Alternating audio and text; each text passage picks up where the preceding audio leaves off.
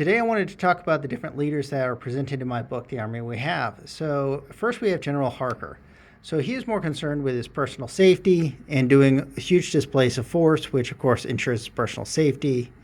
And anybody that doesn't adhere to his line of effort or who he doesn't think supports him, he's going to punch them on his OER. So he builds up people basically like an infrastructure that will help support him in the future. But generals like this are typically easily replaced as they tend to be very selfish and somewhat damaging to the military. Then we have General Hagen. So General Hagen, he wants to build up the leaders that support his point of view. And his point of view is perfection and perfect execution.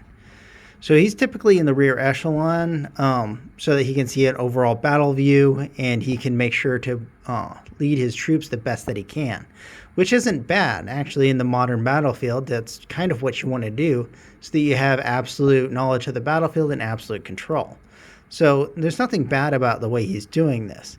But what happens is if somebody doesn't adhere to his standards, this is where the problems start to come in. He publicly humiliates them, calling people out, telling people that they aren't living up to his standards.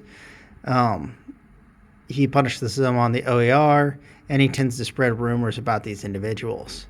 A lot of people refer to this type of conduct as vandalizing careers, and many Army veterans will understand that reference.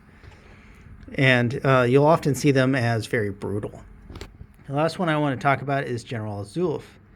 So General Azulf, he wants to lead his army from the front, and he wants to build up leaders that share his point of view. So you'll notice a trend here. All three of them want to build up leaders that share their point of view of how the army should be run. There's nothing wrong with this. But he is more concerned with getting the job done. And so there's a good and bad about being perfect execution, perfect adherence to all regulations and doctrine, and whatever gets the job done. Both of these are different and opposing perspectives from the military, but neither one is wrong, as both of them have their place. Because sometimes doctrine doesn't allow you to adapt and resolve a situation, because doctrine is, in fact, just a starting point. But sometimes you also need to look at how you can adhere to doctrine for that good execution.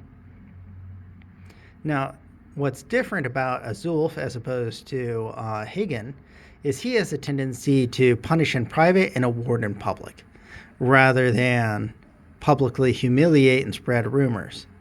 And so what this allows him to do is to be a harsh leader, but a demanding leader who is fair and just in their reviews.